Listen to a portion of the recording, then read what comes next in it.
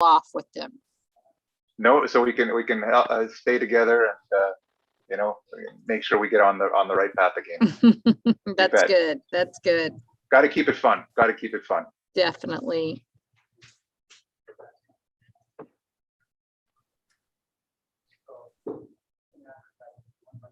Okay, I got my presentation. All right. So we're live right now, eh? Yes. All right. So we're saying howdy, y'all. Howdy.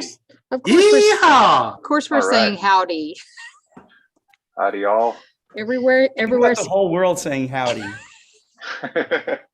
Yep.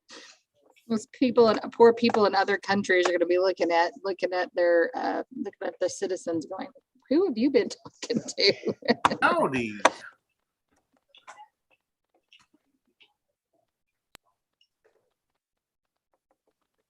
Let's get my YouTube here. All right, I've got, as usual, Richard's first. Howdy, all. Howdy, y'all. Yeah. Howdy, all. Howdy, all. Yeah. And Mike. Why haven't you started howdy, partner? Pilgrim. That's what John Wayne would say. Howdy, Pilgrim. Harold. All right, Harold's on there. Howdy, all y'all. That's right, all y'all is the right terminology. All y'all. Yeah. Good Texan. I remember when left Canada and went down. I drove straight across from Vancouver, British Columbia, down to Texas and playing my country music, and that was great. Great experience.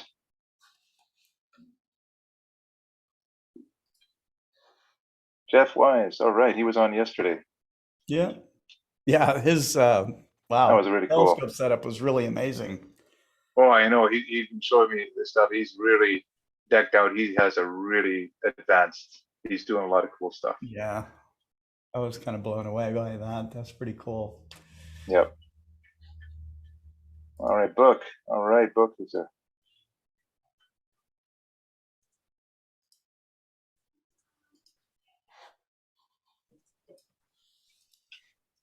Actually, Book, a good call out to Book. He's the one who actually got me connected to you guys, by the way. I want to give him good recognition. Yes, yes.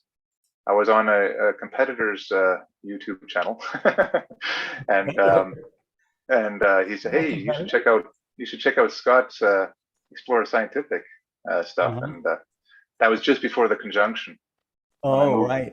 And then I was like, "Oh yeah, this is awesome." So every time I hear the word conjunction, yes, I start getting that 1970s cartoon conjunction junction. Watch your function. Teaching kids grammar on commercials. I just yeah. Gonna get it in everyone's head now. Yep.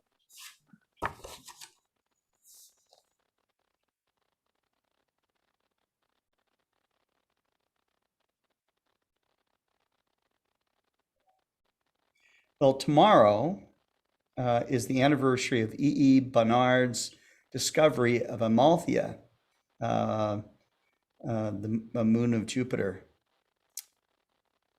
1892. Venus is going to be 4 degrees south of the moon.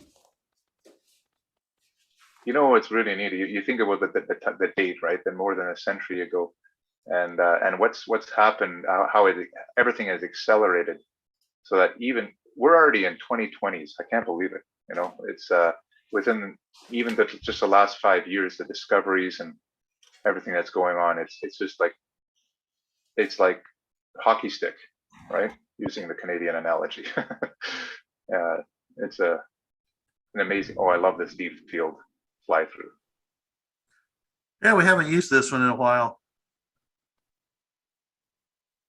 Nice. Well, I think we used it on a different show. This one Or is zooming something. in. This one is zooming in. The other one is zoomed out. This No. isn't the same one. Because I was talking to Cameron and Scott about this particular one day in the last week. Yeah. It's just staggering what's out there in like 1 degree of sky where there's nothing Yeah. visible. Yes. down to a low magnitude, and then I totally want to do that. When I get my polar alignment and I can do long exposures, I want to do my own deep fields. I just love galaxy clusters and just really get in there deep.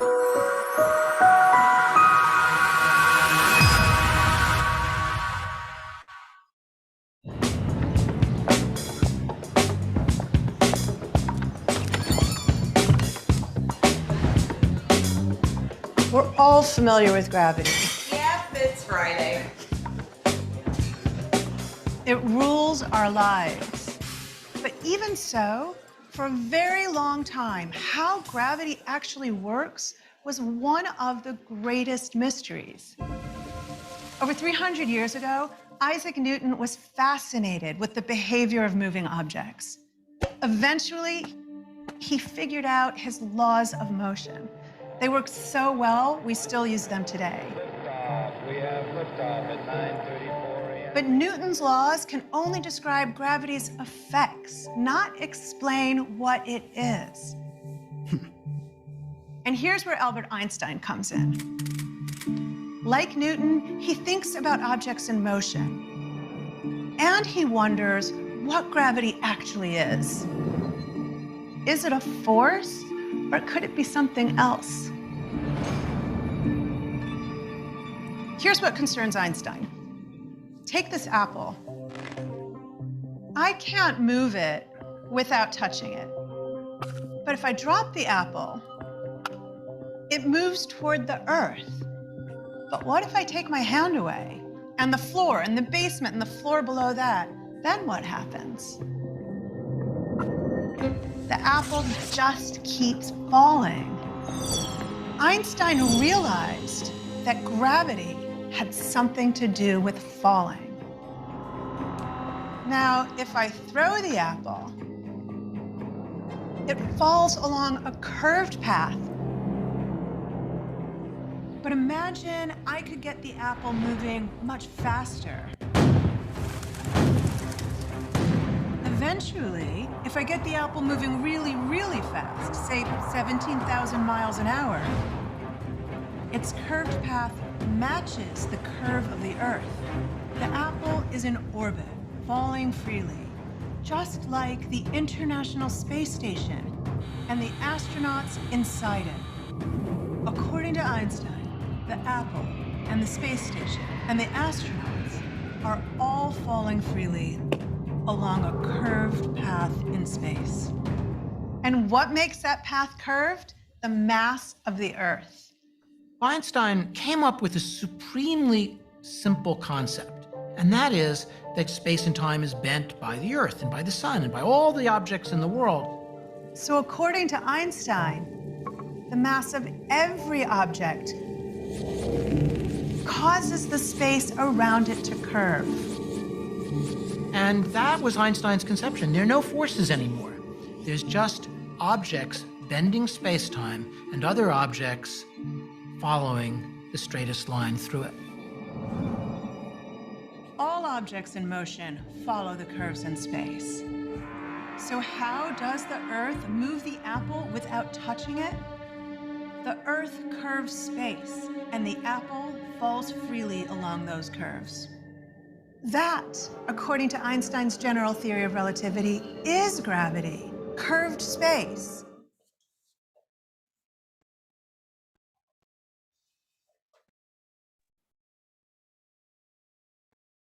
That's cool.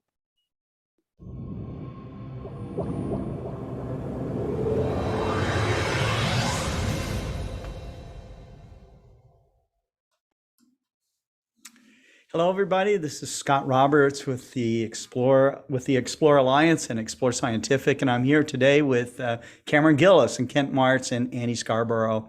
And so we're here to help you celebrate your Wednesday with a lot of astronomy and some good advice. Last night we had our 61st Global Star Party, and it was a doozy. We had a lot of people join us, more than average, more than usual in the after party. So we had Michael Peoples, who was one of the co-founders of the Northeast Astronomy Imaging Conference. He attended. We had Jeff Wise was on showing his amazing setup there. But we had really just an amazing lineup of speakers, including Cameron Gillis, who's with us today. That included, Carol Orge from the Astronomical League. Gary Palmer, who had not been on Global Star Party for a while, was there, showing us some live images coming in from his observatories in the UK, and giving us some image processing tips. Donna Smith was there. She is from the Sidewalk Astronomers, was a personal friend of John Dobson. And so she was telling us what is going to be happening next Tuesday for the 62nd Global Star Party in celebration of John Dobson's birthday. So there you go. Jerry Hubble was with us from the Mark Slater Remote Observatory. Cesar Brolo was there. We had Maxi, Nico, also from Argentina, and Pekka Hautala from Sweden. So it was a great lineup. If you missed it, you can go back and watch it. But it was a lot of fun. So let's go ahead and get started with Annie. Annie, what do you got to share with us today from the Explore Alliance? Well, I just wanted to kind of talk about the benefits of platinum membership. I haven't really covered that in quite a few weeks, and so, but there's one particular benefit that I want to kind of highlight today. So, let me share my screen.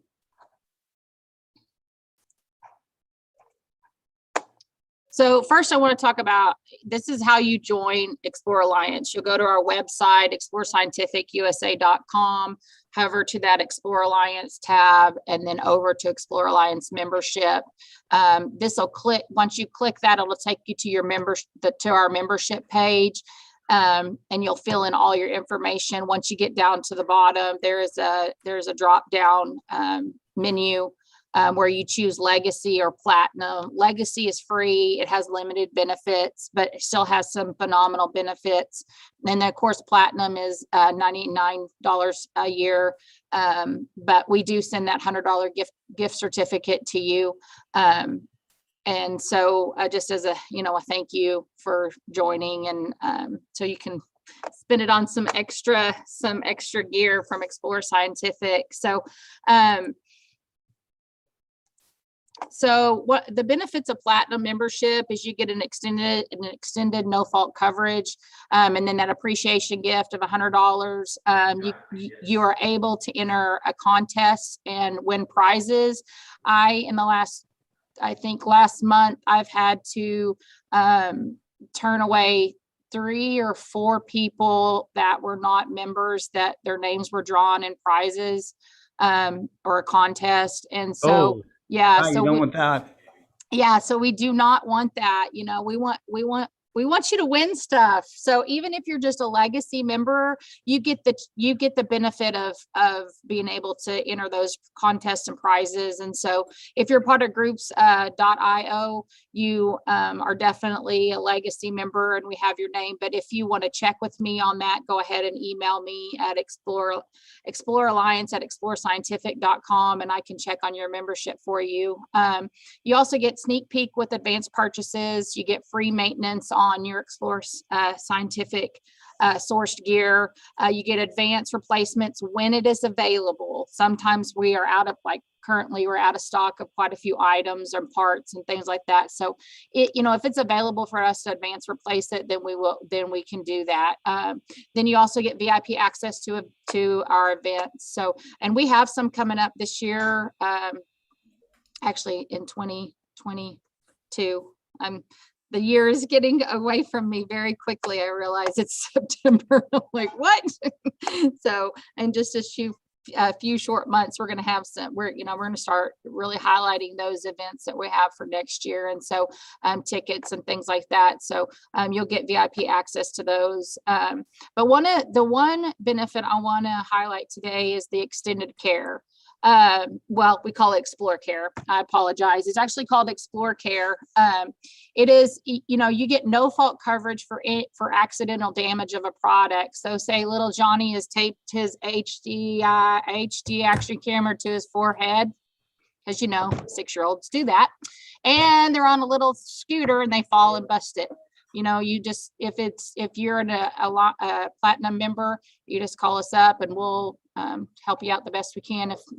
If it's in stock, we'll replace it, or if it needs to be, we can fix it, then we'll fix it. So Annie, yeah. well, just a note here, you have to send us the pieces and parts to get it. Yes. If it gets stolen or you lose it, that's not covered. This is has to be damaged and we get it back. Yeah, right? we have. Yeah. I don't think In fact, Scott, would you show those eyepieces that are behind you? Those ones that are Sure. burned? Yeah, you want to stop sharing your screen here? Yeah. Give me just a second. I've shown these before. It's So always good to see them again, though. This Hang is on, pretty cool. I always forget how to do this. Here, I can unshare you. Do it. Well, that's awesome. You even have it in a case now. Just Nice. take it away from me. Go ahead. There you go. Thank you so much. There you go. Yeah, I keep them in this kind of glass case here because they're They're not fragile anymore. not fragile anymore. No, that's true. They're kind of interesting looking, but these were both in the Paradise, California fire, and unfortunately, the gentleman that owned these Explore Scientific eyepieces lost his house, lost all of his telescope gear, lost virtually everything. Okay, he was able to dig these two remnants of the eyepieces out of the smoldering remains. Luckily, he had also registered them, and this is the kind of thing that we can cover. This was obviously a horrible malady for this gentleman, but we had the wherewithal to cover that and to replace them with brand new eyepieces. So that was the deal. So I wanted to, because that's an accident. That's not at the fault of the customer or anything like that. But even that, we have no fault coverage because we know things that happen. Let's say you take your mount out and it gets windy or something. We've had this happen. We've had people take out their Alpine spotting scopes and it get blown over, and so we understand that accidents happen, and so that's the great thing about the Explore Care. It helps cover that. And it's not just for telescopes. It actually, it's for all products sourced from Explore Scientific. So an HD action camera, if this breaks and you're an Explore Alliance Platinum member, this is covered. A pair of Bresser binos, if something happens to those, but there's things that we don't source that we unfortunately that's not covered within the Explore Care. But there are some amazing benefits. So we have a lot of members that are just, I feel like the majority of our members are into astronomy, but I also want our members to know that, or even our audience to know that this program is not just, this membership is not just for astronomers. I mean, it could be for anybody that has our binoculars or has our spotting scopes or rifle scopes or anything that's sourced through us. So, and it's well worth the $99, and then you get a gift card back to spend it with us. So you're pretty much getting a free membership. So but yeah, let's see, I had one more slide. So I wanted to go back through how you join again. Explore Scientific, Explore Alliance, then the Explore Alliance membership, and then you just sign up, choose your membership, and you're good to go.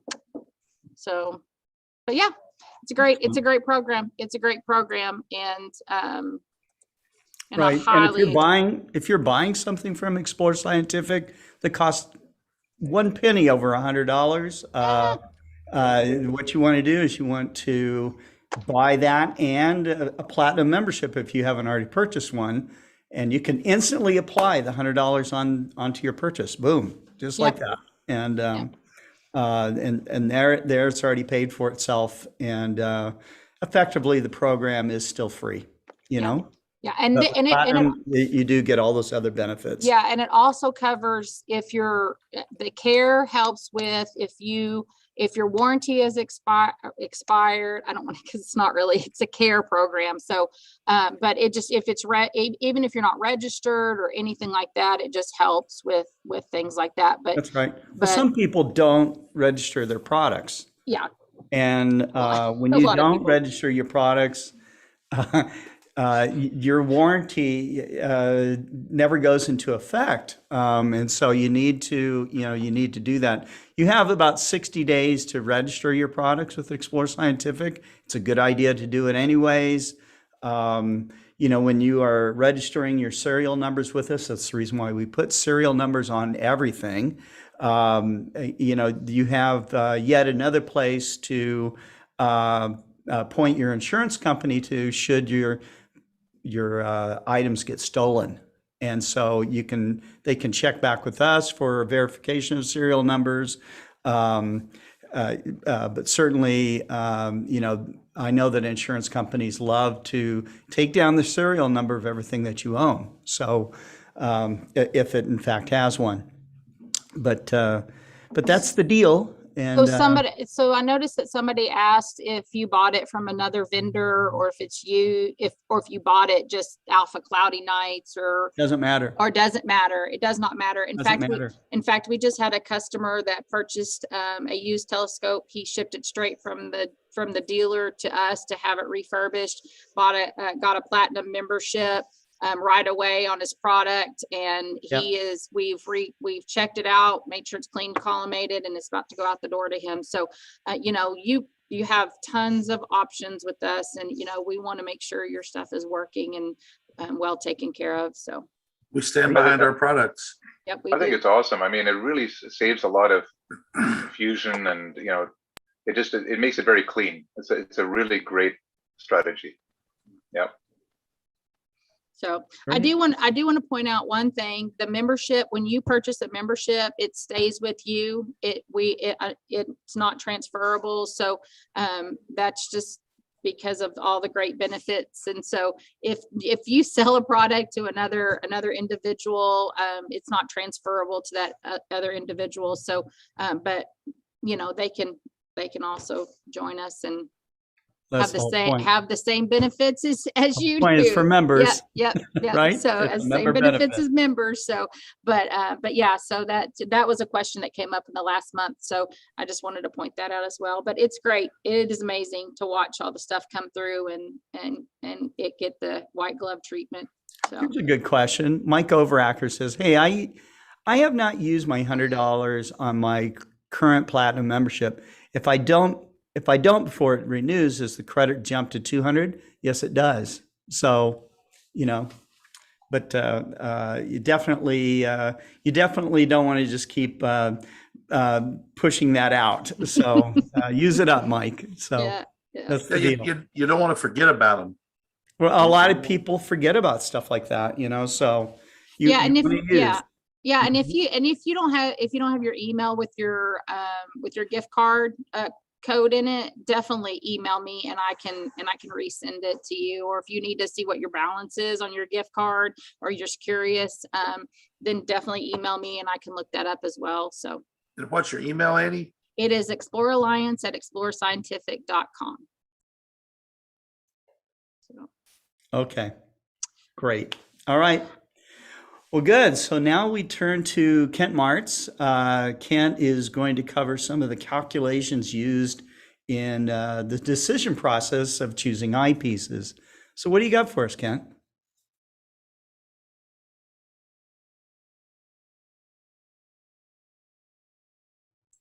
So I've shared my screen. I'm not going to talk about the calculations per se. It's going to be more of a visual sort of thing.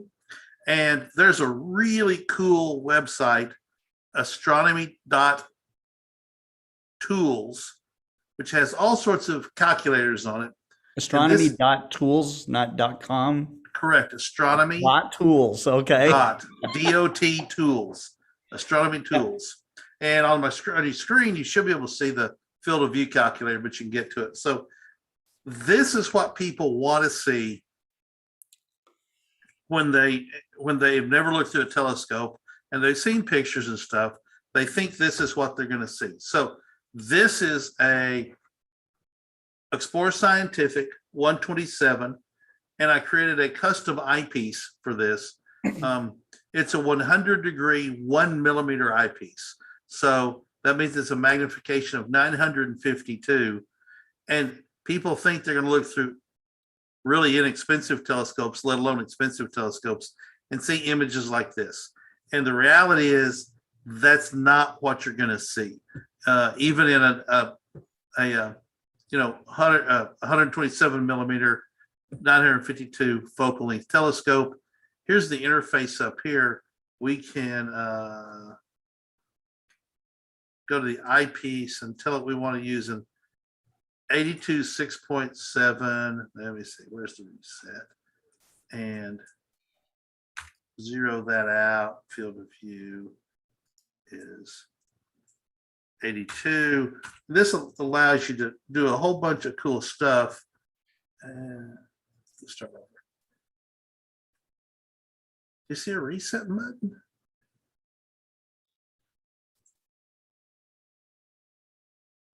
All right, so we'll just go up here and refresh the screen and start all over. So I'll show you how to use it.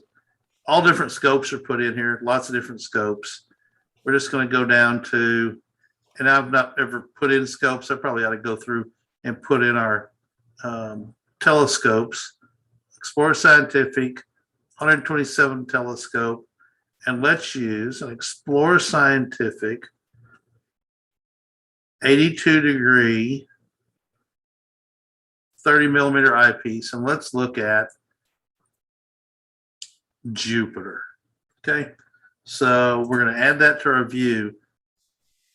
That's what it's going to look like through an 82-degree eyepiece. Now, yep, it's I mean, that's what it's going to look like. It's going to be maybe a little bit bigger psychologically because you can see it, but you know, that's with a wide field of view and, you know, a magnification of 32x.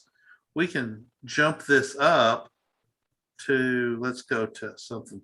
Let's go to 82-degree 4.7. Now this is going to be a lot of magnification here, and we can get rid of that old one. Now with a 4.7 millimeter eyepiece, which is 203 power, you could get Jupiter to look like that in an Explorer Scientific or any other 127 millimeter telescope with good optics. But to see that, you've got to have perfect seeing conditions, which means steady air, the stars aren't twinkling, you know, just clear air. Down. Yeah. Let the telescopes cool down to ambient temperature. There's no smoke, there's no moisture in the air. It's dead clean air. Sometimes you can see Jupiter that looks like that, but you know, that's exceeding generally the seeing, like what the clouds are giving you to see. The sky generally won't give you seeing like that. But this is a really cool tool to use, especially if you've not used a telescope before. You want to see what something's going to look like in an eyepiece. Then you can go through here and do things like, let's go back to 82-degree 30, and instead of looking at Jupiter, let's look at, how about M31? Let's look at M31, something that everybody knows, and add field of view. So that's what you're going to see, which is a really pleasing view, because reality is you're going to see this bright part right here, and you're going to see this fuzzy patch up here of M110, and M32 or M is going to be right in here, right? So it just does not look that bright. It's just not that bright, but all of this But all you, this with the Vertivision, you can see probably most of the length of the Andromeda galaxy and dust lanes under dark skies. under dark skies. Under Yeah. dark skies. Under urban skies, you're going to see the very brightest part of this, and you might pick up a dot here and a dot here. If you get under, outside the city to a comparatively dark site, I'm not talking about Bortle 1 or Bortle 2 with very little or no light pollution, but you get outside the city where you can see fainter things. The sky brightness is hopefully your goal is to get the sky brightness less bright than the object you're trying to see, because if the sky brightness is brighter than the object you want to see, you're never going to see it. So let's look at but before you go, Ken, Sure. this I just wanted to add that for those of you, many of us have cloudy nights or whatever, and you want to kind of look at a range of eyepieces to frame different objects, right? When you're doing your planning, you can say, okay, what eyepieces do I want to take out when the sky's clear for certain objects? And this really gives you a good view and say, okay, maybe I want to have a range of eyepieces depending on what you want to do, right? For the object. So this really gives you an example of two extremes where you want to zoom in with a short focal length eyepiece, or you want to have the wide field, or both, right? And so as you kind of plan your nights in the future and you look at the objects, you can use this with your set of eyepieces and really get your arsenal all lined up. So when it does clear up, you're already ready to go. Great point, Cameron. So let's compare the same telescope, same eyepiece with the Orion Nebula and see what it's going to look like. So another really pleasing view here of Orion Nebula. You get, the Running Man Nebula up here. There's all sorts of things in this field of view that this would be a very pleasant thing to look at. Another good eyepiece. People get really caught up in high power sometimes. And on many instances, my visual experiences is I generally use a 30 millimeter eyepiece or a 40 millimeter eyepiece. Rarely do I start putting power to things, simply because a lot of times the scene just won't support it. So this is a really cool tool. And as Cameron said, it lets you plan out ahead of time what your viewing campaign is going to be that night. There's focal length ratios, magnification, field of view, telescope capabilities, CCD calculators for people who are wanting to get into astrophotography. They can go in here and plug in their pixel size, focal length of telescope, and they can do all sorts of things that let you start calculating what you can get and what size it's going to be based on your rig, which is another great way of for planning your like imaging session. Cameron, Yes. talk about that need right there, because you've got experience on that. Yeah, exactly. And Jeff was pointing that out too. You can overlay the circular eyepiece views with the image. If you have an astro cam, you put in all the specs. Main thing is pixel size and the resolution, and they will and of course, when you have the focal length, it will actually create a square overlay, and you can actually frame. You can even rotate the field if you need to rotate it to get the right orientation of the object. And the best part is you can really get an idea of the kind of the visual and also the electronic plate solving. It will actually tell you what's in the field. So very, very helpful tool. So you can have both visual and, oh, look at, you have binocular as well. Yeah, exactly. Yeah, I had binoculars. Here's, and it also has cloud cover. So yeah, this is a great. This tool. Is a great tool. It's a one-stop shop, and for it, it's, it's a free thing. It's just out there for anybody to use. It's great to just play around with it. Field of view works the same way. You can figure out what's best for the object you're going to look at. So it's astronomy.tools, and you can just jump in and start exploring. Here's the imaging mode right here. So let's just do I've never used this before, so let's just choose some equipment. All right, so we're going to use the Explore Scientific. Go back to the same one, the 127. Cameron, what camera do you use? Use the 294. That's pretty popular. ZWO. Look at that, probably at the very end. ZWO. There you go. 294. Yeah, any one of the 294s. Let's see it. Go a little bit further down. Keep going. Keep it 185. Keep going. Yeah, That's keep it. Going. Oh, that's it. Okay, well then just do the 183. It's fine. Let's do the 183. All right. So, yeah, that's perfect. Yeah, that's good. okay. 185. And let's see what it's going to look at. Let's just go to M42, see what's going to happen. All right. So here we go. Add the view. So as you can see, yes, you get the very, very, very heart of yes the and nebula. This actually demonstrates the when you look at the type of sensor, whether it's a 4/3 or it's a full frame or APS-C, props a lot. Like a 4/3 sensor, which this one is, and also the 180. The 294 is the same. A 4/3 sensor gives you what did you choose there? What was the yellow one? The yellow one is the 174. Yeah. 174, yeah. So go on smaller cameras. Choose the 6200. Yeah, choose that guy. I know what's going to happen here. Yeah. See, look at now this is what the extra couple $1,000 gets you, right? So basically, if you want the wide field of view with imaging, you're going to have to fork out the money. But I recommend, use the small ones, the cheap cameras, less than $1,000. They're smaller sensors, they're easier to deal with, but they're much more zoomed in. And then once you get the technique down, then you can start to put in the big money. Like, Gary is using, of course, these very high end, and Molly, of course, is using these high end large sensors, because if you want that large field of view, you're going to have to be pretty good expert. You don't want to just fork out the money without knowing what you're doing. But when you do, when you're ready for that, this is what you're going to get. You're going to get a significant increase in field of view.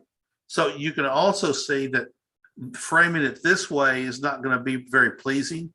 But if you rotate the camera and all the assembly on the focuser draw tube 90 degrees, this is going to frame up into a really nice picture of, many different objects right here. All the things around it. So it's going to look much better. It gives you the idea of how you're going to have to turn the camera to frame it. So anyway, do one more thing for me. Ken. Sure. Change the scope to an ED80.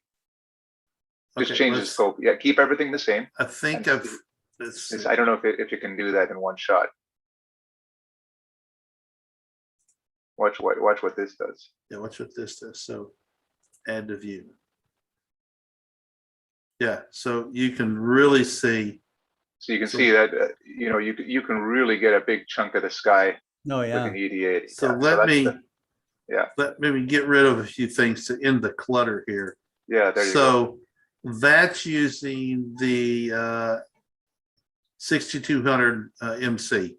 So you see the effect of it. Let's get rid of that camera and go back to the 180. What do we start with? 185. Let's do the 185 and see what the field of view looks like.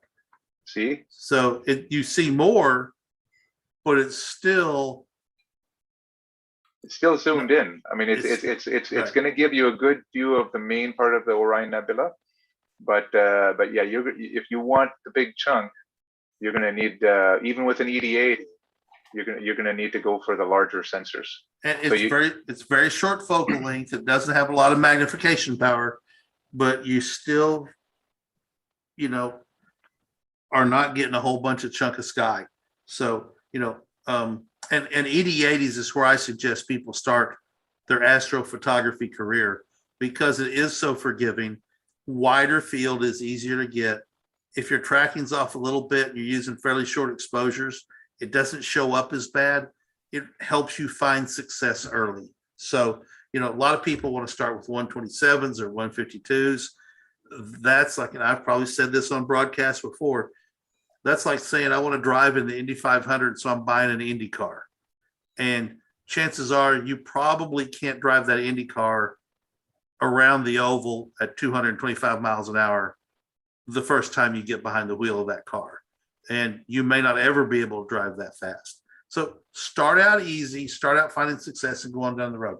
Anyway, I thought this is a cool tool, really good for people who are both just getting into astronomy so they can understand what's going to happen, and really good for people with a lot of experience because it lets them plan what they're going to do. So astronomy.tools, and jump in and play around with whatever you can. So anyway, that's the end of mine. Any questions or from anybody, or everybody's good? I think they're all good. Says Norm Hughes says, my program SkyX has all this as well, indicating my field of view based on what I'm using to image. I think there's probably a lot of the telescope control programs that do some of these functions. So yeah, but if you don't have a planetarium program or a telescope control program like the Sky, this one is certainly a nice free observation planner, so Mike Wiesner says AstroAid app has nearly every astronomical catalog included, shows the object in selected equipment field of view. So there's a number of these things, which is very cool. But you can see the benefit of them. So no matter how you're getting it, you might as well make use of it, to plan out your observing nights. Well, any other comments that you have, Kent? Nope, it's all good. It's all good. Okay. Get out there. I'm looking forward to cooler weather to get out and not sweat while I'm at the telescope. Okay. All right. We're going to take a couple of minute transition and get started with Cameron Gillis with his 16th install of Camstronomy. So I'm going to bow out. Everybody, see you tomorrow night on the Bird Show. Have fun, Cameron. Bye. You bet. Thanks, Kent. Take care, man. Yep. Yeah, thanks. That's great. Yeah, what I'll do is kind of good transition segue as I'll overlay, because Sky Safari, as I've shown before, has some of that built in as well. But as you said, Scott, I mean, it's really nice to have the web astronomy tools, so that free anywhere, you can just use that. It's very nice. Very nice. That's right. Yeah. And they all complement each other. Never have too many free tools. So absolutely. So. Right on. Yes. Actually, one of the free tools I was looking for is a polar alignment. There should be something out there, right? Oh yeah. Yeah. Sure. All right. Okay. Well, there we go.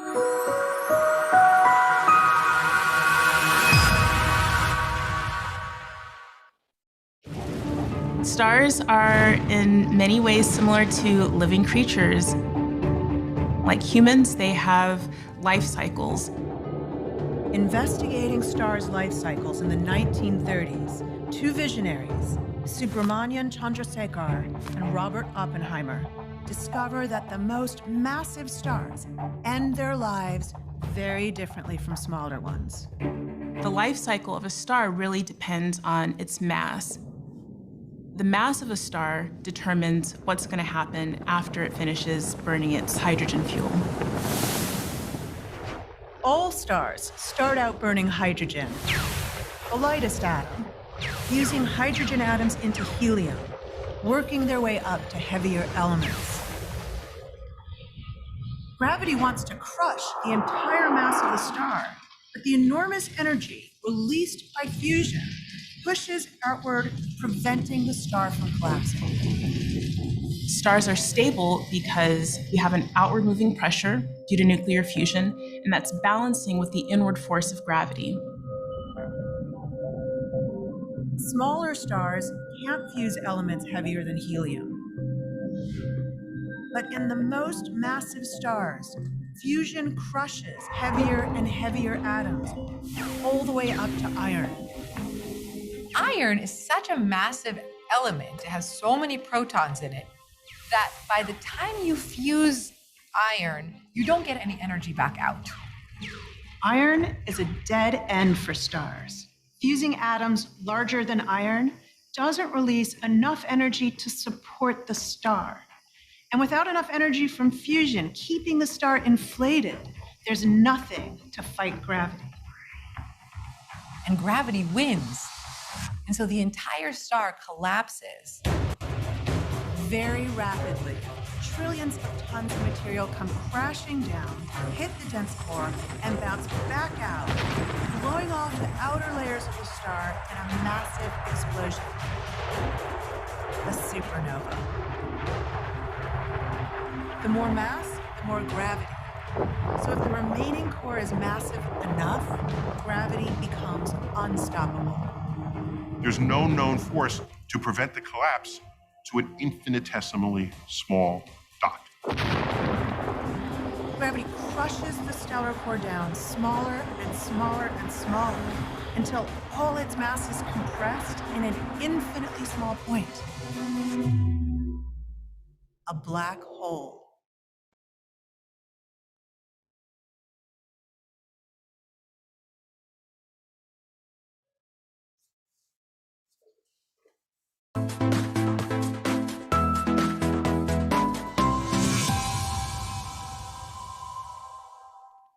All right.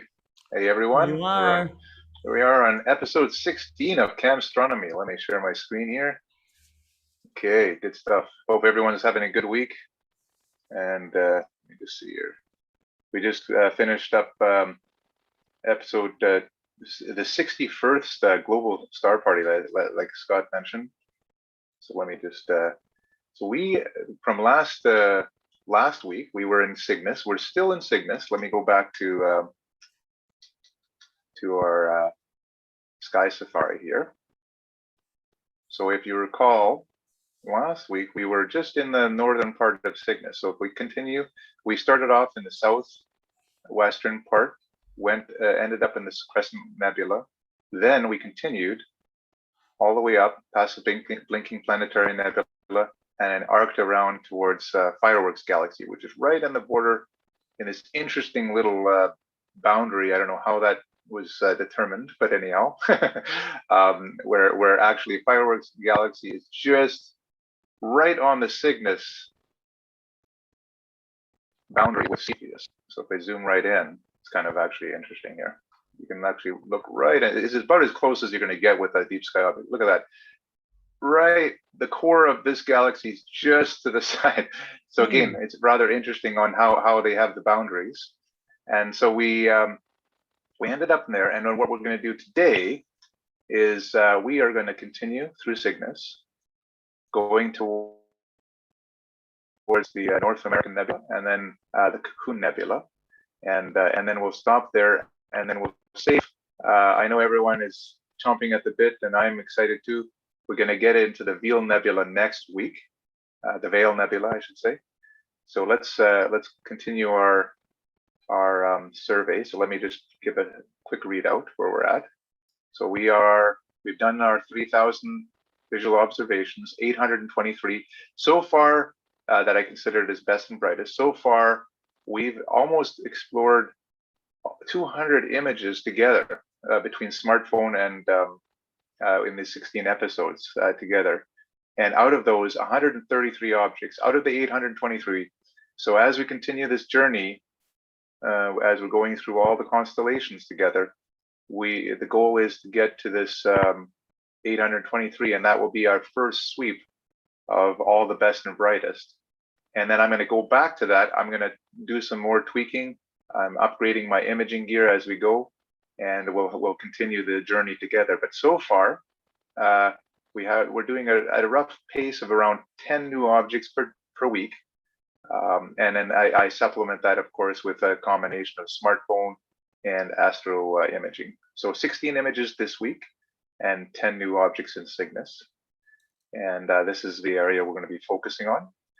And I also, as I've mentioned before, I have the new Exos 2 with PMC8, which gives me equatorial capabilities.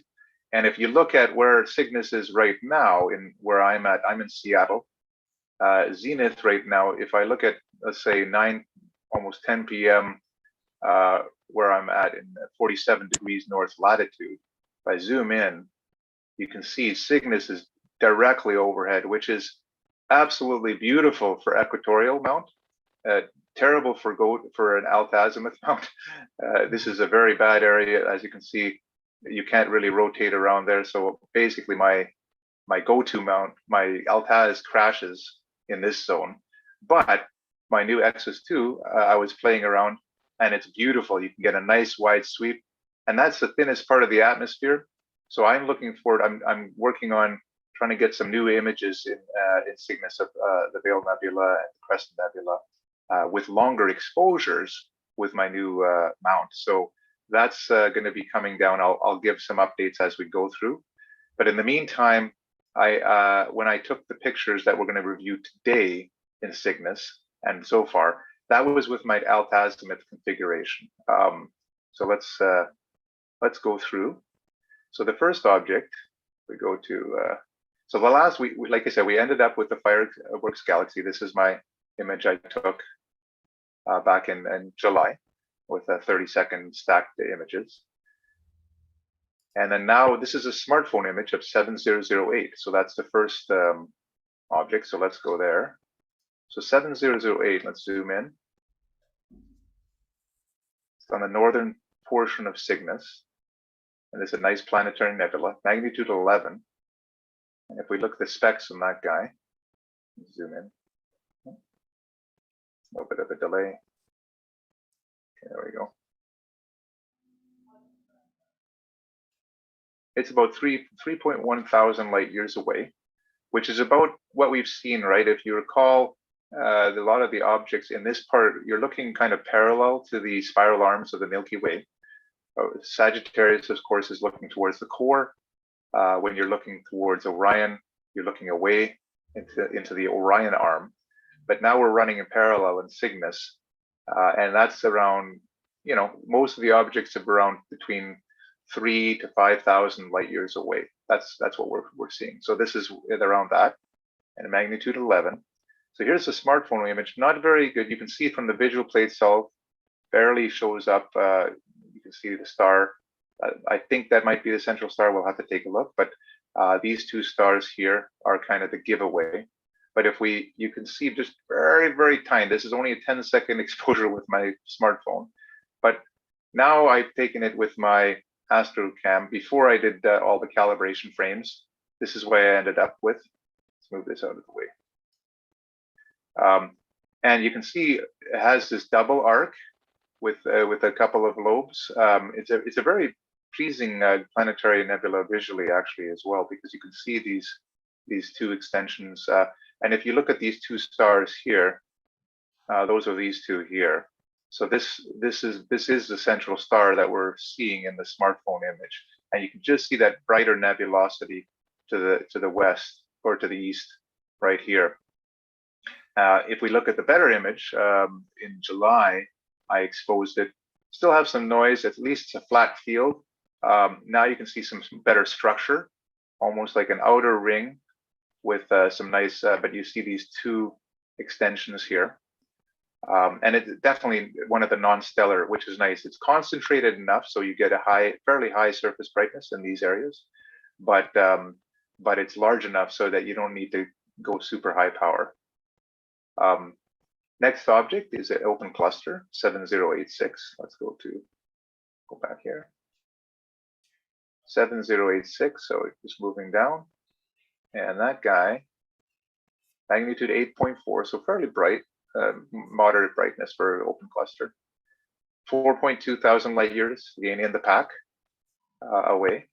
And if we look at the smartphone image, actually not too bad.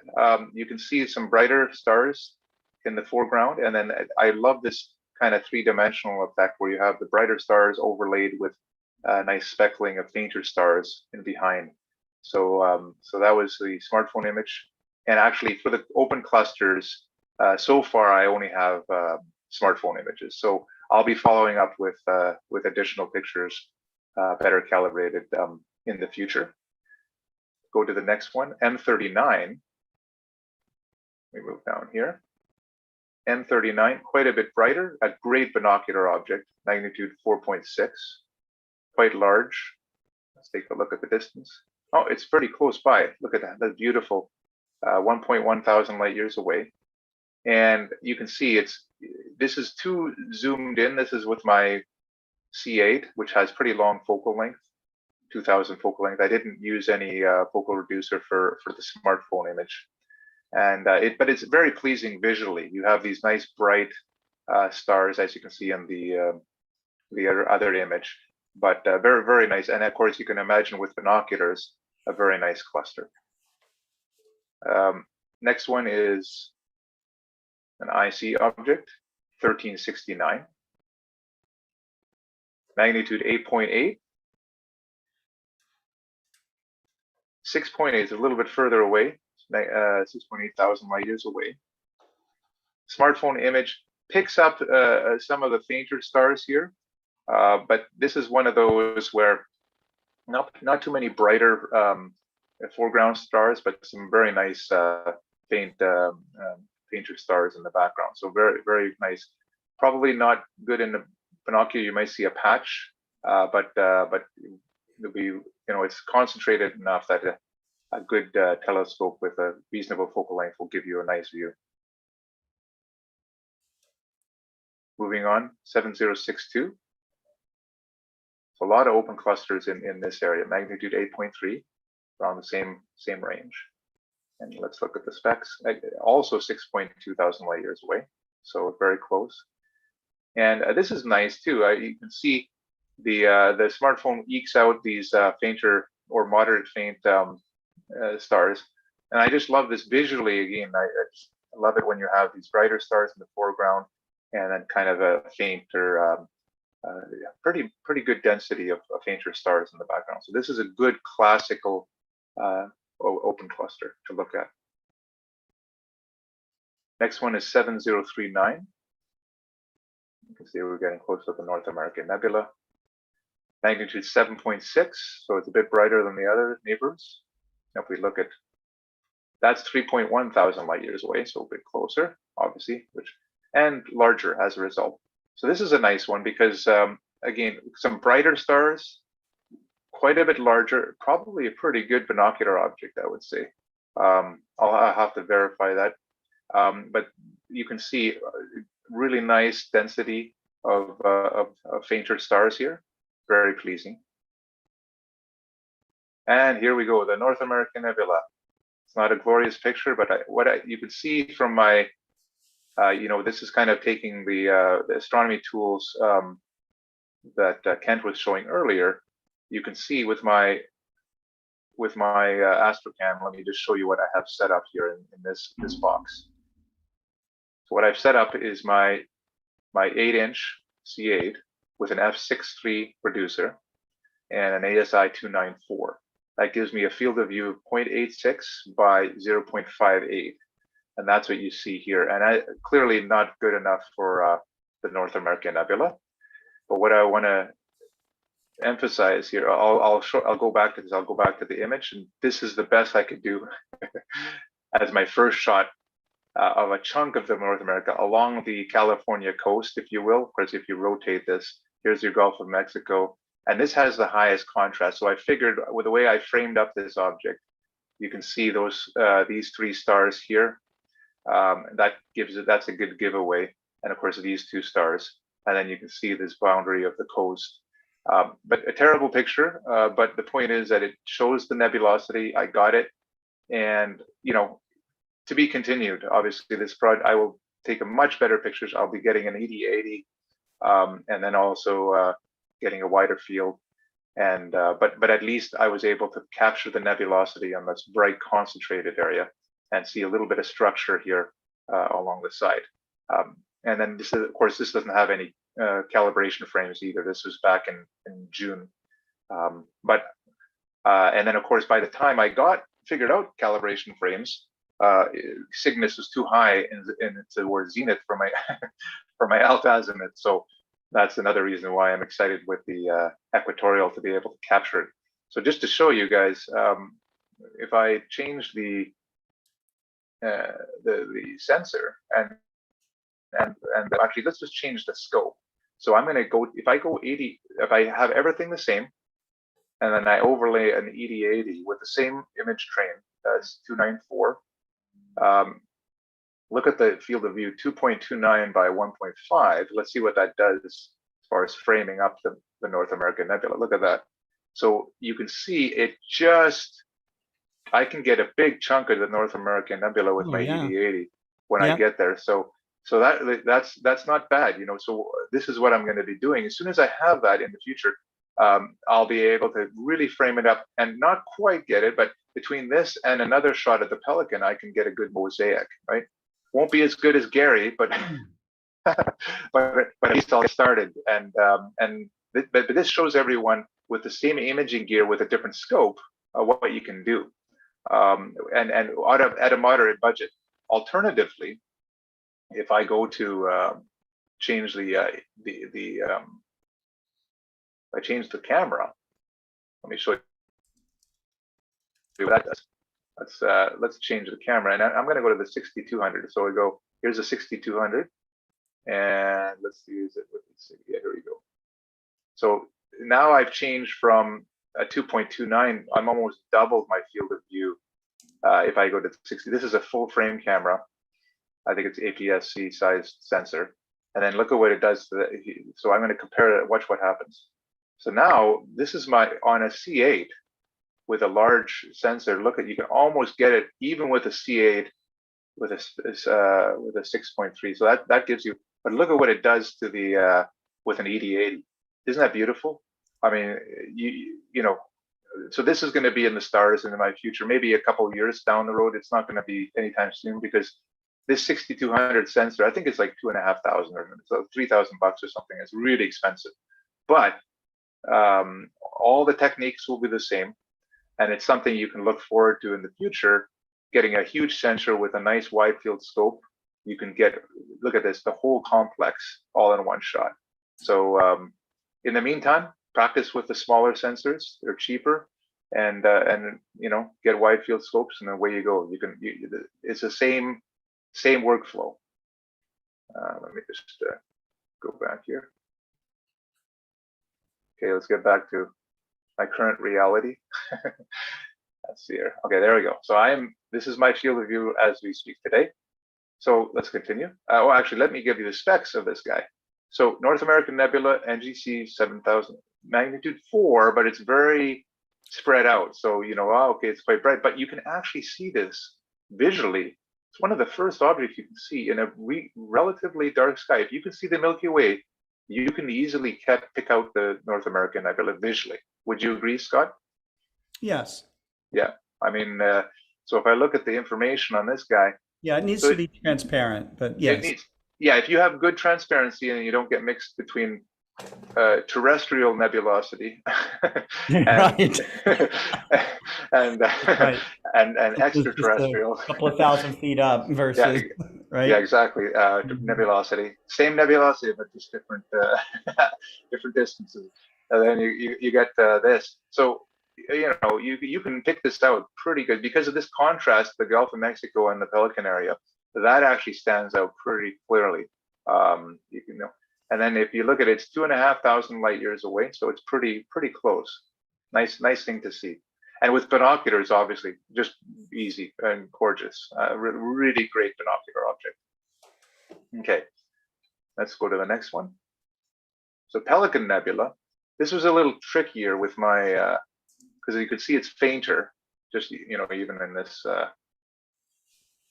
this overlay here. But I was like, okay, where is the best place? So I kind of went around 57 Cygni, which is right here, 56 and 57.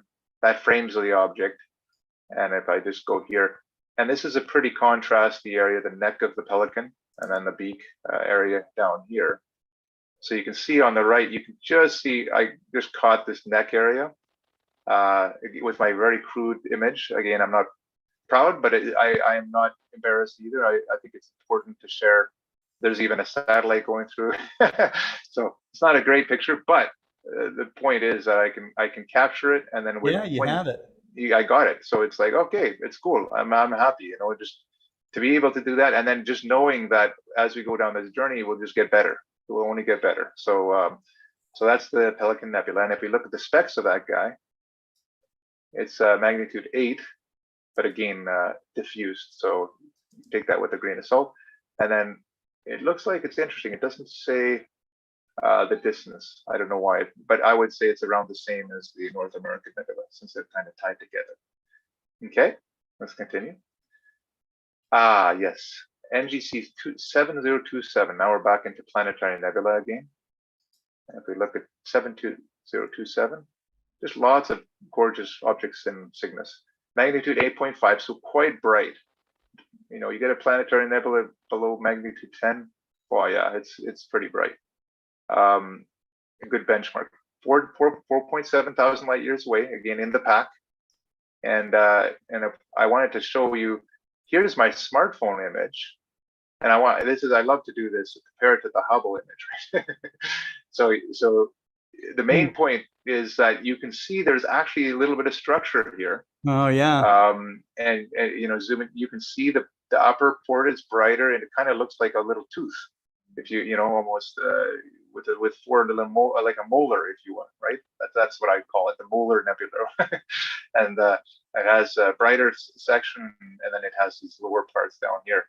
And then you can see that same type of structure with the Hubble image. Obviously, a lot more fancy. But then if we go, I don't have a better image of 7027 with my Astro camera, but that will be really fun. I'm looking for it because you can see it's non-stellar enough that it would actually handle it quite well. So that's an object actually. I'm going to see if I can try to get it tonight. Let me do that. So then we go to the next object, which is the last object for tonight. It's the Cocoon Nebula. And the Cocoon Nebula, as Scott and I were talking before the call, was COON, is IC 5146. Look at the specs on that guy. So it's magnitude 7.1. It doesn't show the distance for some reason. I don't know what that is, but basically, we look at the images. Here's my smartphone image. Not a chance. Cocoon Nebula is quite faint. It's a good test object for anyone kind of delving into imaging, because you know, so that it eludes the smartphone, but you can see that by the visual plate solve, you can see this triangle of stars. This should be the center, but you can't quite make it out. I had the same problem with the first time I imaged it. You could barely see, like all the big netting, of course, a terrible picture, but barely see the nebulosity structure here around these stars, barely. But then I finally figured out my calibration frames, except for the noise, these line noise, and I actually managed to get it out. So I was like, yes. So this was in July. I can actually pick out structure, and starting to get better. So you know, with a longer exposure, this one demands you know, longer exposure. I was limited to 30 seconds, as I mentioned, with my Altaz, but with an equatorial going into minutes exposure, you'll be able to get that signal to noise much better and really peak it out. But I was still happy to be able to get to this level with what I had, and to at least pick out some structure here. And then I have another image. Oh yeah, so how many images do I have? Yeah, this was another one. I was trying it again without calibration. Did it in July, and then my best image. Here's my best image so far. You can see field rotation, middle of July. Mm-hmm. Better signal to noise, but I still have this noise with line noise, which I didn't have figured out in my calibration frames, but I figured that out now. And that's the best I got. So just a reminder again, everyone. The phone images were just this simple setup here. That's nice. A lot of the clusters, very simple, very elegant. This was my image train with my Altazimuth. and then here's my new rig that I'm going to be basically taking everything you see here to the right, all the image train, all this stuff. I literally pack. Right now, I'm just doing the visual, but as I look in front of me, I have the image train now instead here. I keep this visual so I can use this for kind of following along my image, and then but then I'm going to put, and then eventually I'm going to have my ED80 with rings on it, and then I'll be able to switch back and forth the image train to either the C8 or to the ED80, depending on what kind of shot I want to take, and then I can enjoy the visual at the same time as imaging. So it's really fun to be able to do both, because then you're right there, you're in the moment, and you're taking the image at the same time. It's really nice, and it helps you with finding stuff and doing your framing of the image as well. So yeah, so that's what we have for this week. So next week we will continue. Let's go back to my here. So we're going to continue, and there's a couple of galaxies we need to pick up. I love galaxies, and yeah, there are a couple in Cygnus on the edge here, and then we're going to end up with tomorrow. Next week is going to be just focused on the Gillis Nebula for the most part. I have a lot of images of that, and of course these two galaxies, and then we'll finish up Cygnus, and then after that we're going to move on to Cepheus, Andromeda. We have a lot of stuff in Pegasus, and of course we're catching up with Capricornus and Aquarius. I have images for most of the things except in Aquarius. I still need to catch the helix. I loved what Maxi's picture of the helix last night. Oh yeah, that was nice. That was beautiful. Yeah. Oh man! But as you can see, for me, I'm at a disadvantage. It's quite low for me. For him, it must be right overhead. Way for up. me, it's a bit low. But it will be fun. He has set the bar. I'm not going to get there, but I'll see what I can do. But that will be coming in the future. Well, But, so as you learn more technique, you will improve. So yes. You look at images done from Gary Palmer in the UK. And he's up further, I believe, a little bit further north than you are. So yes. Yeah. Yes. So there's always those possibilities. Oh, and that's the fun part. To me, I look at it, Scott, as super motivating. The better you got that, because when you start going on this training, you kind of become, you're humbled. Actually, you realize that it's there, but instead of becoming disheartened, you actually, I flip it around, and it's like I become very motivated. Right. It's like, this is cool. I can even do the minimum, right? I mean, just to be able to get a little structure, and then seeing that, hey, eventually I'll get there. It might take some time, but that's all part of the fun. And you have to admire what these people, what these experts like Gary and and Jason, and Molly, what they do. They have everything. Hundreds or thousands of hours. Lots of hours dedicated to this. Yeah. Very commands a lot of respect, but also that is important to keep that perspective on, your journey, your own personal journey, to say, right. Hey, you have to keep it in relative terms. So it's like, but it's nice to be able to say, hey, I can do a piece. It's like the Hubble, right? I mean, you look at Hubble images, it's like, you're never going to get that on Earth, right? But look at what they're doing, right? I mean, you see Simon, right? He's doing that Eagle Nebula project, right? Right. And he's trying to eke out and trying to get as close to Hubble as possible, and it's really fun. It's really fun. So anyhow, that's my story for this week, and thanks a lot, Scott. It's been great. Thanks, Cameron. Thank you. Yeah. There was some questions about drift alignment, and so I wanted to kind of describe how drift alignment is done. Drift alignment is great if you're faced with a situation where you can't see the pole. Okay, there's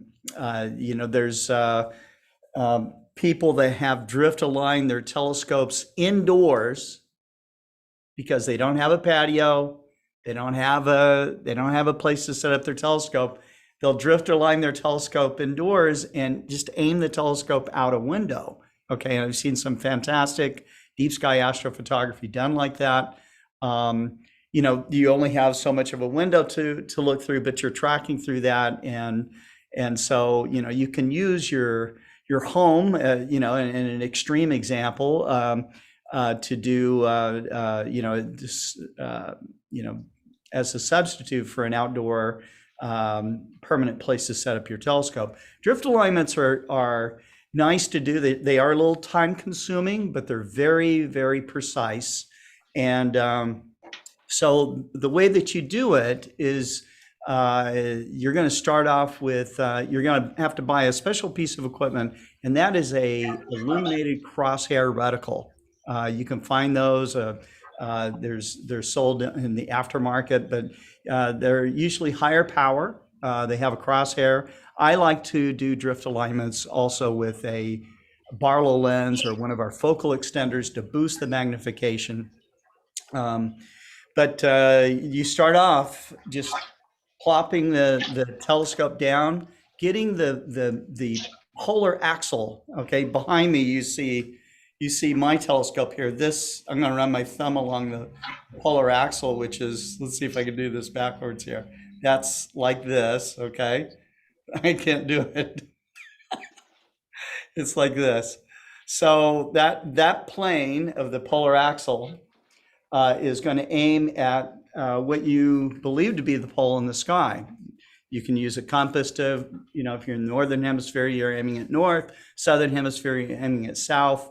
If you're right on the equator, I guess you got your option of being north or south. But then what you do when you've done this kind of rough alignment, just setting down the tripod and getting the polar axle basically aimed north or south, then you need to level your tripod. Okay. At that point, you would look up your local latitude, and you could do that on a phone app. You could look at Google Earth. You could find it a number of different ways.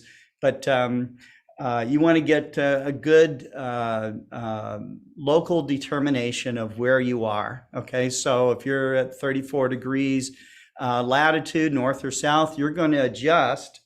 You can see that the mount is got an adjustment that goes up and down, and it has an adjustment that goes side to side. We're not worried about right ascension. We're not worried about declination at this point. We're just adjusting the polar axle. You would then put it roughly at your local latitude. If it's 34, you put it on 34 as close as you can.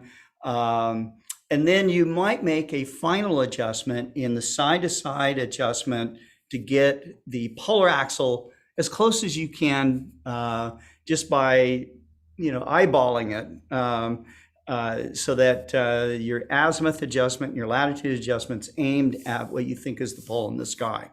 Now what you do is you take your crosshair reticle and you throw it into the telescope, and you point that telescope in right ascension and declination so that you are aimed as high as you can with your telescope, 12 o'clock high, but you're aimed down at the 0 declination line. And depending on where you are on Earth, that could, you know, if you were at the North or South Pole, it would be straight up.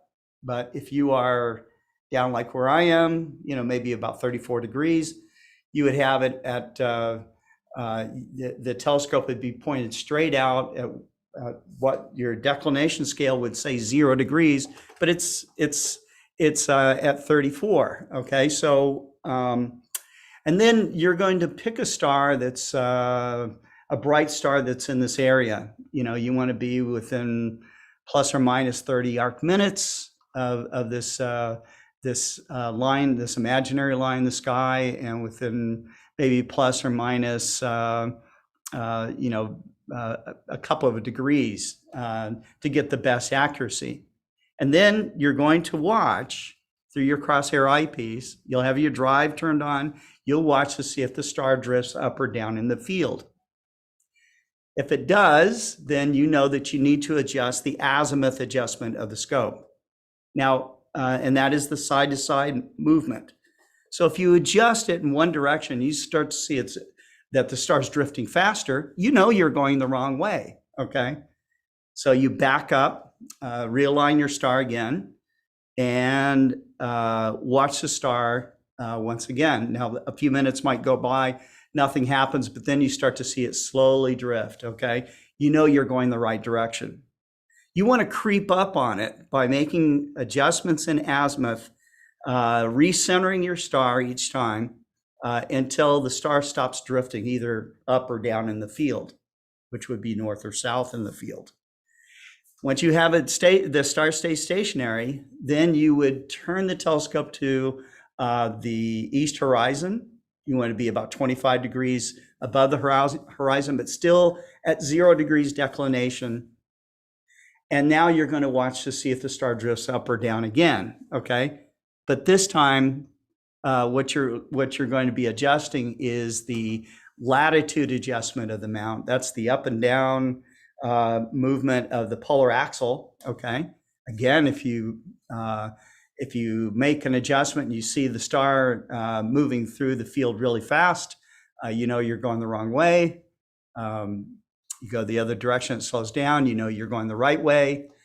And eventually you make it to where the star becomes stationary. Now you're done, okay? You have a precision polar alignment. That is the drift method.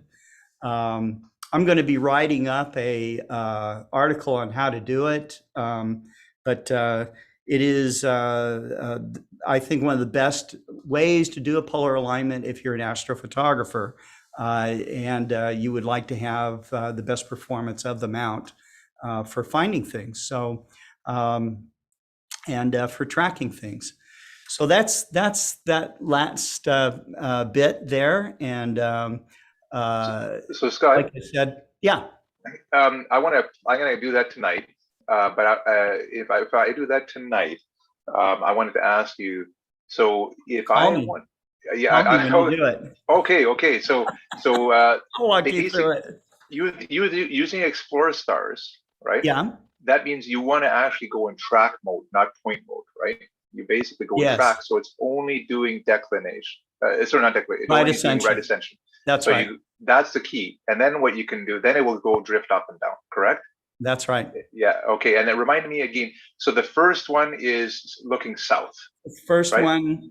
Yeah, I can go to my telescope. You won't hear me very well, but I'll show you how I would point it.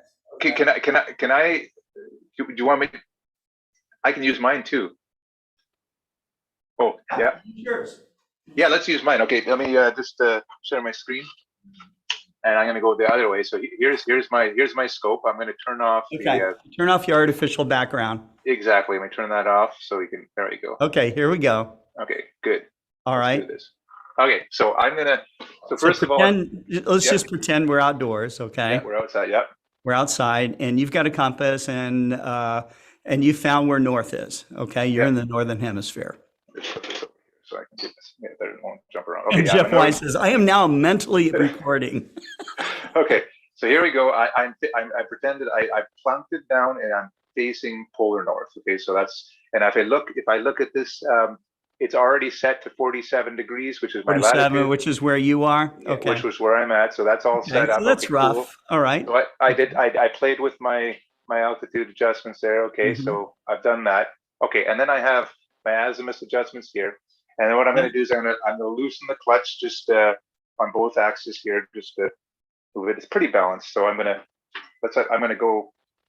So you're going to you're going to have the counterweights and the telescope tube, at 3 and 9 o'clock position. Okay. So what I've done is you said 3 and 9. Okay, so right now it's 3 and 9, right? So basically perpendicular. So it's basically almost level, right?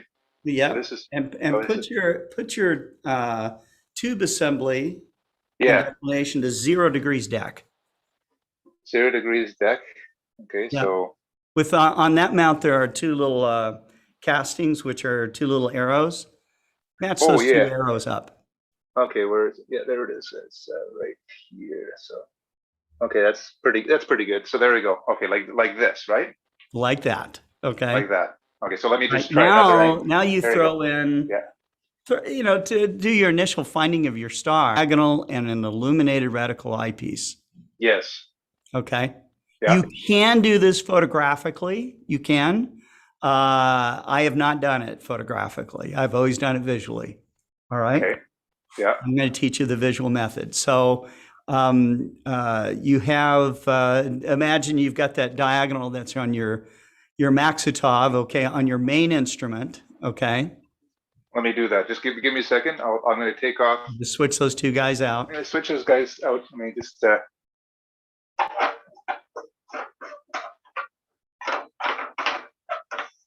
I have the F63 focal reducer, which means that it's sealed, which is good. And then what I do is I just take it off, and then I just switch out the cup. Switch those out. Switch those guys out. So I'll move that guy off to the side. Okay, now I'm going to put this guy. The focus is a little bit in the way, but that's okay. Now it's at its native focal length of 2000, so it's pretty high powered. You're going to point that eyepiece at 12 o'clock high.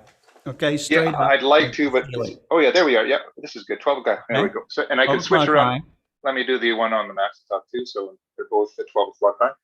Okay, so there we go. So now let's do this. Yeah, you might want to show them what it looks like now. I got it upside down.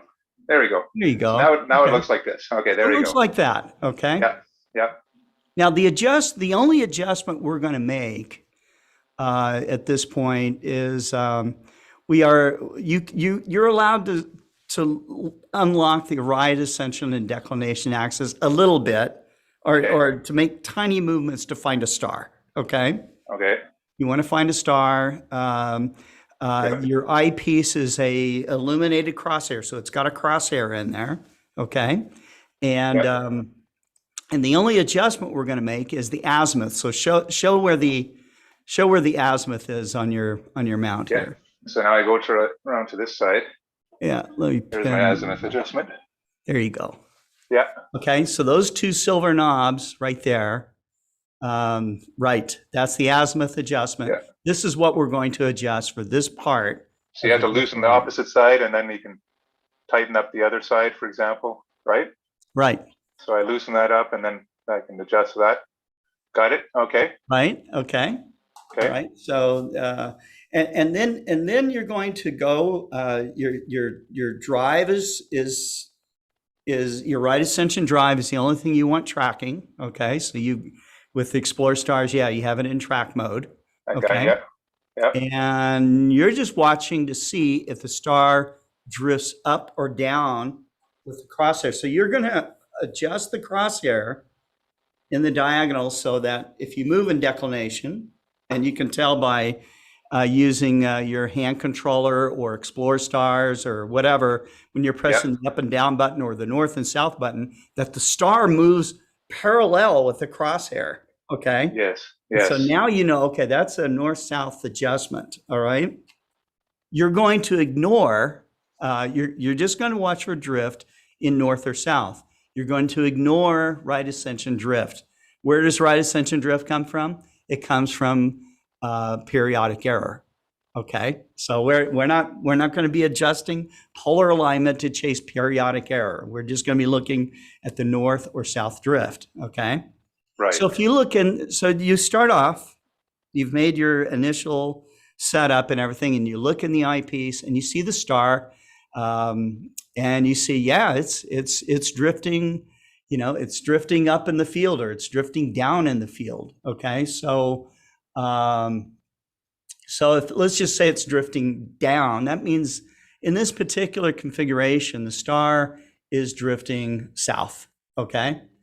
So that means that the polar axis of the mount is pointed too far east, and you're going to adjust it west. But a lot of people get really confused at this point, okay, and going, oh, east, west, north, south, everything's backwards, and so forget that part, okay, as far as the east, west, and trying to remember, which way you turn it. What you'll do is just try it, okay? So adjust the azimuth knob and recenter your star, okay? And if you see it drifting faster, you know that you adjusted the wrong way, okay? So you Yes. back up, it's good to count how many times you're turning that knob. So if you turned it 2 times, okay, and you see the star's taken off, okay, then you want to back off 2 times and then go the other direction, maybe 1 or 2 times, okay? And you're going to see the star now starts to drift much slower, okay? And you're sneaking up on it. So then you just keep inching until, recentering until that star stops drifting, okay? Right. Now you've got a really nice azimuth adjustment, all right? Good. Now, before- all you need to do is you release the right ascension lock, so do that. Okay, but before I do that, let me just make sure. We are looking for a circumpolar, right? We're looking at a circumpolar star. No. You are pointed at 90 degrees. You're not pointed at 0. I'm sorry. So the 2 index marks are not 0. It's 90. You want to be 45 degrees to that. Okay, so let's do that. Yeah. So let's flip it It'll around. be exactly 45 degrees. Sorry. Oops. Okay, so I'm gonna. That's a mistake in me describing it. There you go. So That's I want to what it actually looks like this. That's what it looks like. So that's where it is. So that makes sense. Mhm. So I'm at here. It shows at 90 degrees, right? Right. That's at 90 degrees. So basically, I'm looking at the celestial equator, right? You're looking at the celestial equator over the zenith. Yes. So let me Right. adjust these guys again. So let's that's one of the fun parts when you're using it for optical. You have to adjust your That's right. your diagonals. Just That's right. do that. Yeah, that was a mistake I made. No problem. Sorry no about problem. that. No, that's what this is all. Harold Locke wants to know if I sell a reticle eyepiece. I do not. Not at this time. Okay, so now we got it proper. Okay, so basic. Oops, did I? No, this is this way. Okay, so basically. Yeah, so maybe back up a little bit so they can see what the whole thing looks like. Okay. So basically like this, right? Like that. So let me go around. So you're actually facing the azimuth controls, which is important. Yes. So you're facing, so you can actually control the azimuth in the direction that you're looking through the eyepiece. Mhm. That's a good way to kind of You might, make sure in this configuration, you may want to have the tube on the other side and your counterweights, you may want to flip that around so that you don't run into a meridian flip problem. Oh, that's a good point. And then Right? look towards the west instead of towards the east. Got it. So let's do that. So I'm going to do that. So to flip it around. Okay. That's why it says you're too close to see the detail. Yeah, let me just there we go. So what I did is so it's going to look. So I'm going to flip it around now. Flip it around. Yeah. Get it back on the sky. There we go. And your eyepiece around. Turn my eyepiece. Okay, just a minute. Okay, let me just. There we go. There you go.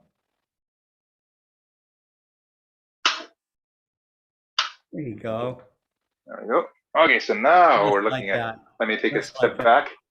Yeah, you're looking at this. You're looking at right? that. Right. So basically, your scope is on the left. Yes. Your counterweight's on the right. Your reason why you're going on the left because you want to go to the west. That way, there's when you start drifting, you're moving this way. That's right. And then basically it won't do any meridian flip. Yeah, and you're not gonna track a long time. I mean, you constantly, if you see the telescopes moving more and more west, you need to stay within about, you need to stay within a very close range. It's recommended being plus or minus 30 arc minutes in right ascension, and about no more than plus or minus 5 degrees in declination to find your star. Okay. Yeah. This is largely an overhead star at 0 degrees declination. So then I can adjust again, these guys. all you're adjusting is those knobs right there. Yeah. Just play with them and then the up or down. If it gets worse, go the opposite direction. If it gets better, you're on the right track. Count how many times you turn this because count how many times you turn that. Yeah, and then you're gonna refine it, and finally you get to the point where it's pretty good, right? Yeah, it stays stationary. So Stay stationary. let's say that you want to, your maximum exposure is going to be 5 minutes. You Yeah. might want to watch the drift to see that you don't have any drift for 10 minutes. Okay. After 10 minutes, you Yes. might have a little bit. So it depends on how picky you want to be. I'm gonna Okay. be picky. Now, if you are building an observatory, okay, Oh, you yeah. might let it sit there and drift for an hour. Okay. Yeah. Yes. And see what happens. Okay. And if you're nailing it, then that's great. Well, you Okay. can even do it over a couple of nights with an observatory. You just kind of like, okay, do that, and then do it for another couple hours, and finally you Yes, just you keep it can. refining. And then Yes, you can. the So nice you part, can- you're not you moving can- it, right? So You can refine it. That's right. Yeah. Now you're done. Let's pretend that it has stopped drifting. Just release the right ascension lock and Okay, move right. towards, yeah. there's a right ascension. Okay. Okay. And move it. You can either do east or west, but you want to be about 25 degrees off the horizon. Okay. Oh, I see. So like keep it at 90 degrees deck. That's right. Keep it at 90 degrees deck, but don't play with the deck too much. That's And right. then just so like it's about 25 degrees. I would say it's almost like this is a 45. And why do degree I angle. say about 25 degrees is because Yeah. you start to get lower than that, and atmospheric refraction starts bending the light, okay? And it does Yep. some weird effects as you get close to the horizon, okay? So you have less of these effects at about 25 degrees up. Now you're going to be doing exactly the same thing you did before, except now you're going to be adjusting the latitude, okay? That These guy, guys. all Yeah, right? these guys. Yeah. Yeah, and if you adjust it wrong, you're going to see your star speed up. You know, if you did it right, you're going to see it slow down. It is possible, you know, when you're adjusting these things and you get closer and closer and closer, that you have gone what I call going over the hill. Okay, now it's drifting the other way. All right, and you know, oh darn, I adjusted too much. So as it starts to slow down, your adjustments become more and more critical, you know, Yes. and smaller yes. as Yeah. you're inching up on it. Anyways, you get to the last part where it stops to drift in north and south after you made your latitude adjustment. You are done, okay? And you don't need to see the pole star. You have polar aligned your telescope, even if you have, well, you do, everybody has flexure in their mount and their telescope, okay? So this compensates for that, okay? It compensates for a lot of things, okay? But the really cool part is that you don't have to see the pole star at all, okay, to do this, and you don't need a fancy computer system to help you with it. And once you learn how to do this, you're going to know something about the physical adjustments of your telescope that a lot of people don't bother with, okay, because they just want to make it easy on themselves. But I will tell you, once you've done this, you will probably never go back to any other kind of alignment, because this is really, it's the best type of polar alignment you can do. So, Cool. yep. All right. So let me just go back to virtual background here. Thank you for walking through. That's fantastic. That was extremely helpful, and I'm going to definitely apply that. Yeah. And if you tonight. get, you start doing it and you get lost with it, then call me and I can help you. Oh, thanks, Scott. Yeah, we might have a little session. I'll let you know. Yeah. Either way, I'll let you know if I'm successful. I'll try on my own, and then either way, it would be good to have a quick sync up, because this is really good. This is what I would really want to do is, you know, make this so that we can have a really good workflow for, you know, going forward. Yes. And then ultimately, to your point, another reason why I got this mount is because I do want to have a semi-permanent setup, so that I can just basically leave the mount, Yes. you know, in its permanent location, get that drift alignment like rock solid, and then I just plop on whatever scope I want, and away I go, right? There you Off go. to the Now, races. if So- you if your telescope weighs differently, okay, Yes. from one scope to the next, you may have to go back and check your drift alignment again. Thank you. Yeah, Okay? exactly. So- Yeah. It's not, yeah, it's very because tricky. the, Yes. the weight, a couple of pounds actually will bend your mount a little bit, and you don't notice that. You can't see it being bent, okay? Yes. But it's bending, okay? And so that's part of it.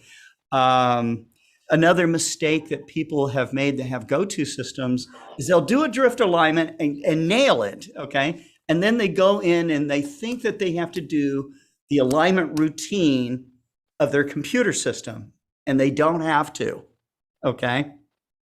Once you have a drift alignment, you can literally just pick an object that's up in the sky.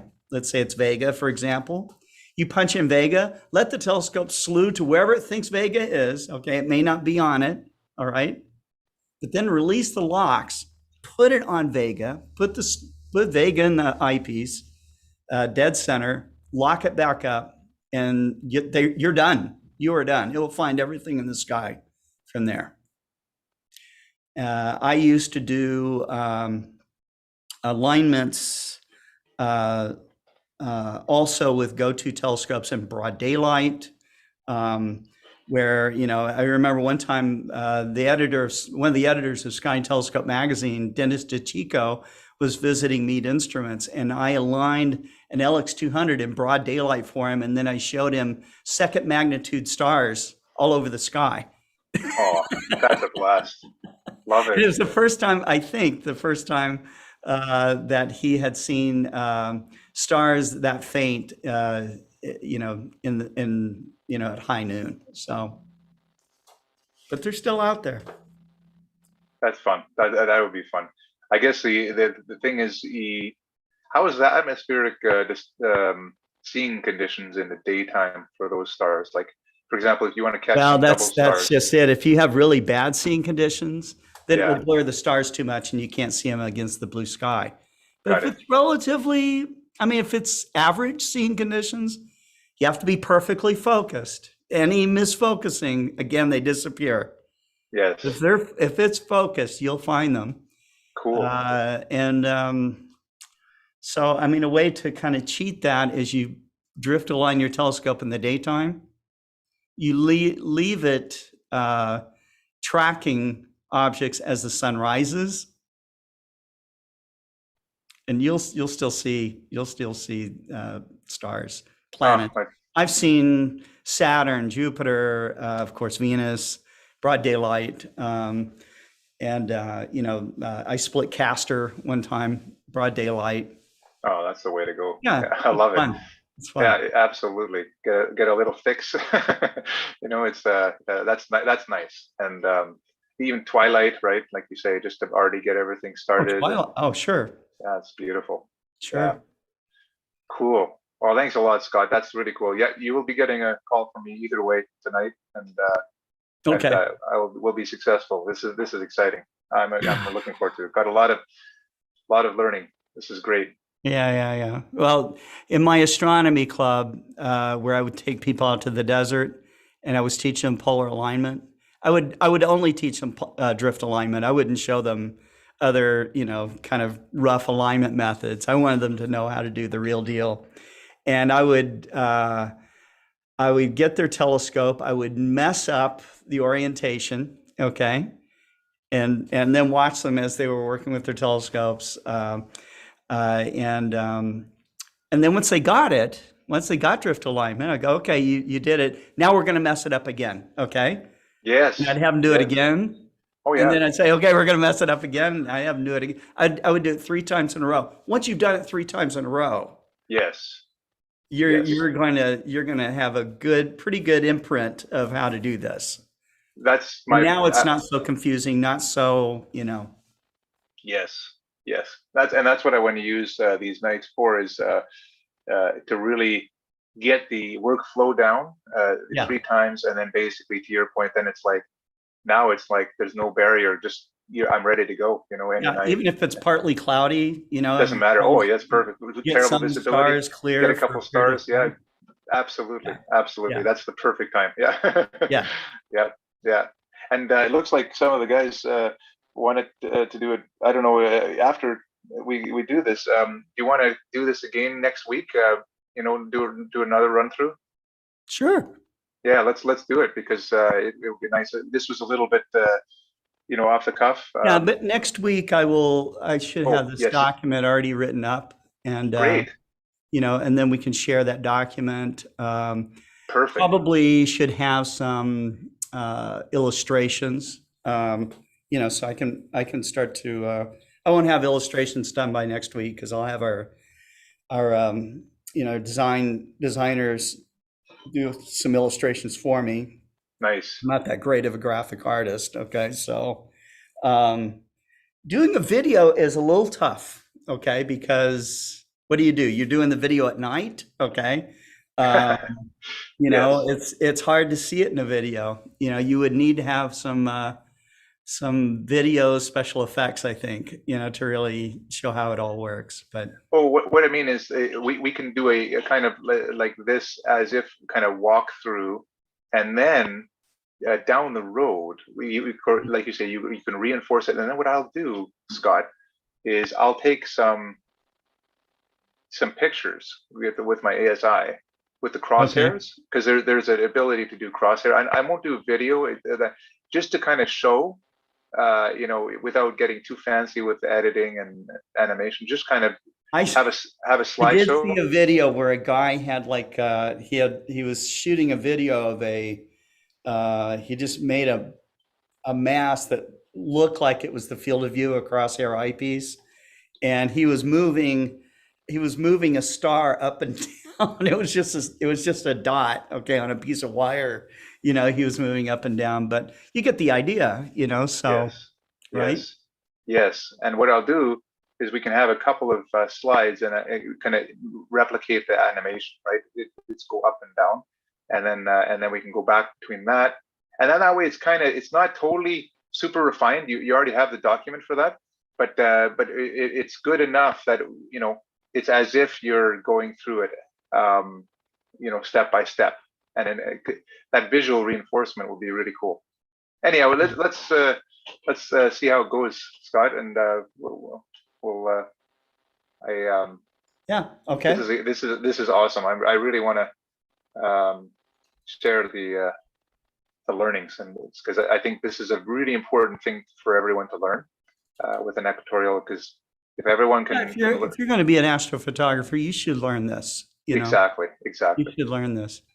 Yeah. I know people who have done drift alignment by watching a star drift in their in their camera.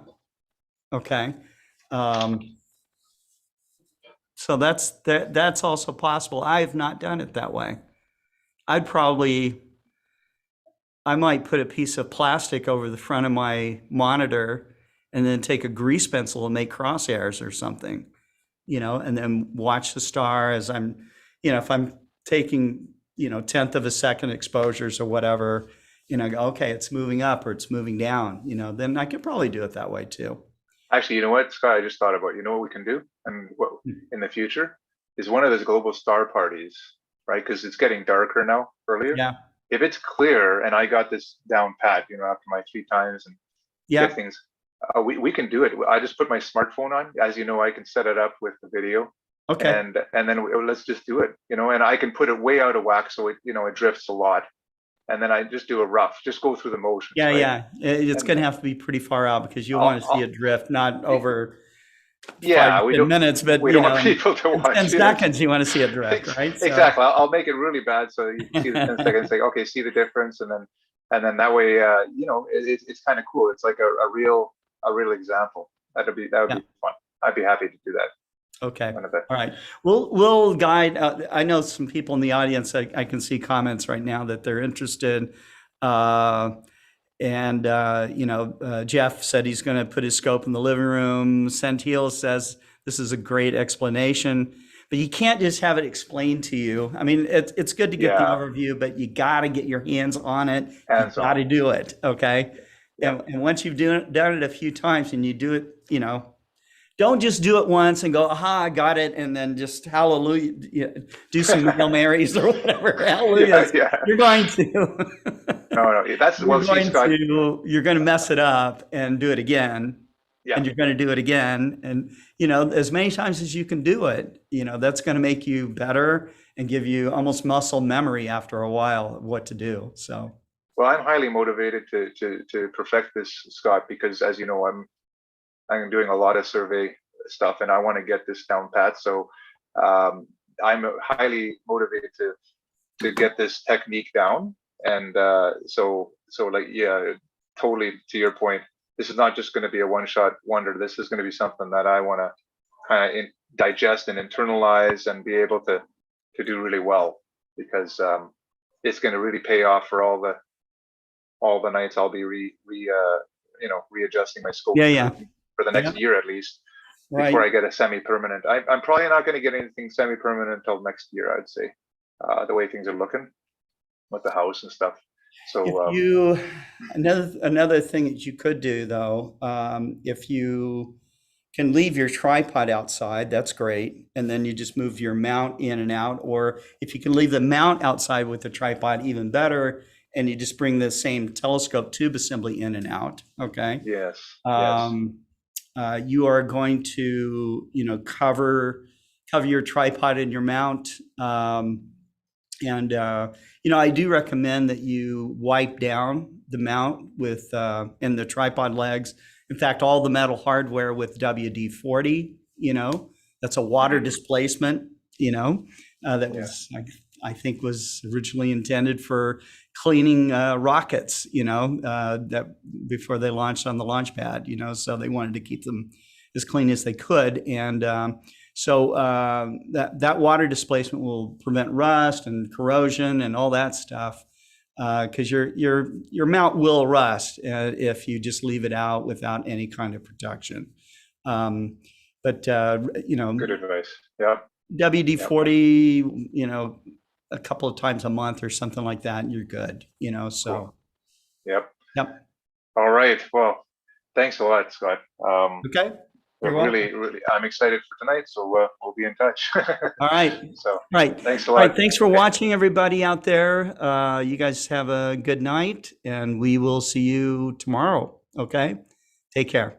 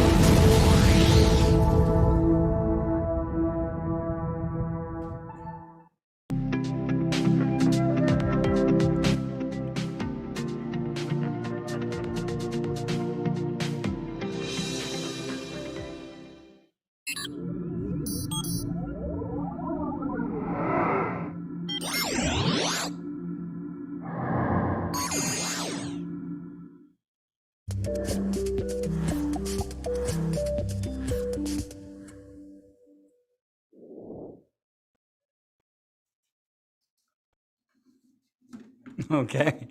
There's more questions here. Yes.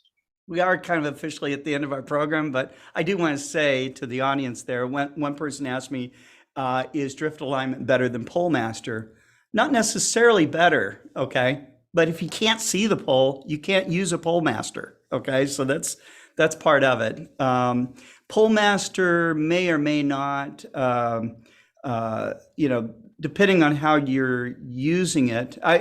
This is my recommendation. If you're using the pole master, make sure you have all the gear you're going to use on the mount, okay?